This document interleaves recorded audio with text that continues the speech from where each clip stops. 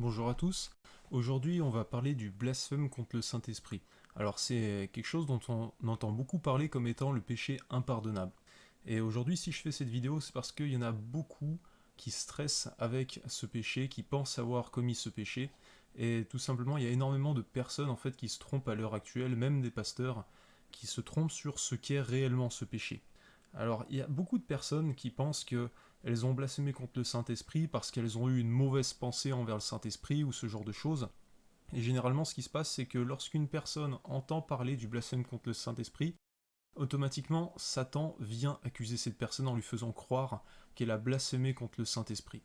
Et tout simplement, en fait, c'est pas ça le blasphème contre le Saint-Esprit. C'est pas juste une histoire d'avoir une mauvaise pensée qui nous traverse la tête. Et c'est pas ça du tout, en fait, ce péché-là.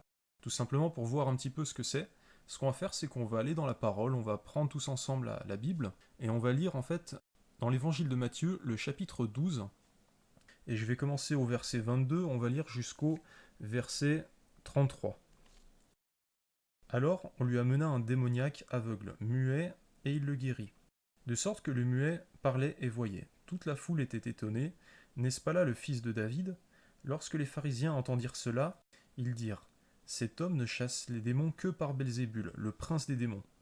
Comme Jésus connaissait leurs pensées, il leur disait: Tout royaume confronté à des luttes internes est dévasté, et aucune ville ou aucune famille confrontée à des luttes internes ne peut subsister.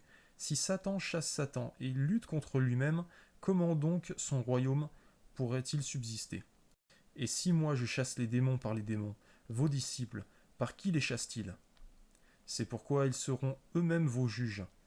Mais si c'est par l'Esprit de Dieu que je chasse les démons, alors le royaume de Dieu est venu jusqu'à vous. Ou encore, comment quelqu'un peut-il entrer dans une maison d'un homme fort et piller ses biens s'il n'a pas d'abord attaché cet homme fort? Alors seulement il pillera la maison. Celui qui n'est pas avec moi est contre moi, et celui qui rassemble pas avec moi disperse. C'est pourquoi je vous dis, tout péché, tout blasphème sera pardonné aux hommes, mais le blasphème contre l'Esprit ne leur sera pas pardonné. Celui qui parlera contre le Fils de l'homme, celui-là sera pardonné. Mais celui qui parle contre le Saint-Esprit, le pardon ne lui sera pas accordé, ni dans le monde présent, ni dans le monde à venir. Alors souvent, on entend dire au sujet de ce péché que tout simplement le blasphème contre le Saint-Esprit, c'est au final le fait de refuser l'évangile, de refuser Jésus dans sa vie. Alors, on voit en lisant la parole que du coup, c'est pas du tout ça ce péché. Au final, ce qui est dénoncé là dans les évangiles, c'est tout simplement un pharisien qui voit un miracle que Jésus a accompli par le Saint-Esprit. C'est quelque chose de visible, hein, ce genre de miracle, personne ne peut le faire, sauf quelqu'un qui a reçu le Saint-Esprit. Et ce pharisien dit à Jésus, c'est par les démons que tu chasses les démons.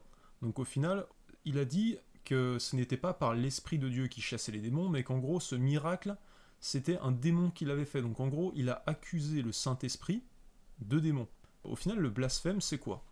Le blasphème, c'est tout simplement de parler mal de Dieu, de parler mal de l'Esprit de Dieu, là, en l'occurrence. Tout simplement, c'est ça véritablement le blasphème. Hein. C'est pas juste une pensée, c'est pas simplement le fait d'avoir refusé de croire en Jésus, c'est le fait d'utiliser sa bouche pour blesser le Saint-Esprit. C'est ça vraiment la définition du blasphème. Alors après, il y a beaucoup de personnes qui se posent la question, est-ce que j'ai blasphémé contre le Saint-Esprit et comment savoir si on a blasphémé contre le Saint-Esprit ou pas? Alors c'est intéressant de regarder en fait l'attitude du pharisien face à ce péché-là. Il ne s'est pas repenti. Et c'est vraiment là en fait le signe de quelqu'un qui a blasphémé contre le Saint-Esprit, c'est tout simplement quelqu'un qui ne se repent pas. C'est un péché qui est tellement grave que du coup en fait la personne est incapable de pouvoir revenir en arrière. C'est un péché, une fois qu'on l'a commis, on est endurci au point de ne pas pouvoir s'apercevoir de ce péché-là qu'on a commis, et on ne peut plus parvenir à la repentance, on ne peut plus regretter ce qu'on a fait. C'est tout simplement un endurcissement qui est tel que la personne, tout simplement, elle s'en aperçoit pas, elle est complètement aveuglée, complètement endurcie. Si jamais vous avez peur d'avoir blasphémé et que vous avez peur d'avoir commis ce péché-là, et que vous avez peur, que vous avez de la crainte en vous, tout simplement, c'est le signe que vous n'avez pas blasphémé contre le Saint-Esprit. Parce qu'une personne qui blasphème contre le Saint-Esprit, elle ne se repent jamais. Elle ne peut pas s'en apercevoir, elle ne peut même pas demander pardon à Dieu. parce que tout simplement, ça amène à un endurcissement qui est quasi total. Et là où il faut faire extrêmement attention avec ce péché-là à l'heure actuelle, c'est que c'est extrêmement facile de parvenir à ce péché-là. Tout simplement, il suffit juste de dire Amen à une prédication qu'a pu faire une personne en disant que telle autre personne, tel autre pasteur, tel frère est possédé, tout ça, machin. Il suffit juste de dire Amen à ça, et c'est un blasphème contre le Saint-Esprit. On se joint à cette personne-là dans son péché. Et ce qu'il faut faire extrêmement attention, c'est qu'il y a énormément de personnes à l'heure actuelle sur internet qui font des vidéos pour dénoncer tel frère, telle sœur, tel pasteur en disant celui-ci fait de la sorcellerie, celui-là il fait cela. Et si jamais vous rentrez dans ce jeu-là, si jamais vous dites Amen à ce que ces gens-là disent, et bien en fait vous rentrez avec eux dans le blasphème contre le Saint-Esprit. Et ça peut aller très très vite. Par exemple, ce qu'il peut y avoir, et c'est généralement la majorité des cas de blasphème qu'il peut y avoir, c'est tout simplement une dispute qui peut éclater entre deux frères au sein d'une église. Et il y en a un des deux qui vient dire à l'autre tu as un démon en toi. Alors si cette personne-là a vraiment un démon en elle, bah du coup ça passe, parce qu'il dit la vérité. Mais si cette personne a vraiment le Saint-Esprit en lui, et que la personne qui est en face dit tu as un démon, eh bien là c'est blasphème contre le Saint-Esprit. Et aussi, là on voit ce qui se passe dans les évangiles. Ce qu'il peut y avoir également aussi, c'est un miracle dont l'auteur est véritablement le Saint-Esprit.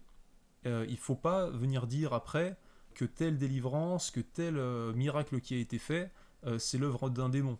Par exemple, s'il y a quelqu'un au sein d'une église qui va dire j'ai été poussé par le Saint-Esprit à donner de l'argent aux pauvres, à faire ce genre de choses, si quelqu'un vient lui dire non, non, c'est pas le Saint-Esprit, c'est un démon, bah si c'est véritablement le Saint-Esprit qui l'a poussé à le faire, c'est ça vraiment le blasphème contre le Saint-Esprit. Et c'est ça et c'est pas autre chose. C'est pas le fait de refuser l'évangile, c'est pas le fait de pas vouloir accepter Jésus dans sa vie, c'est pas ça du tout. C'est quelque chose qu'on peut commettre sur terre et c'est quelque chose qui va nous sceller pour l'enfer avant même qu'on ait quitté ce monde.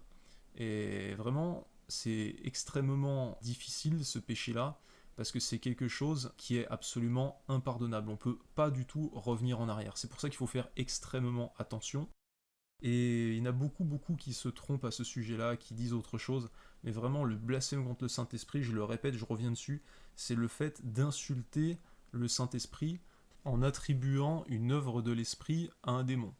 Donc voilà, j'espère que cette vidéo vous aura été utile. Et sur ce, soyez bénis.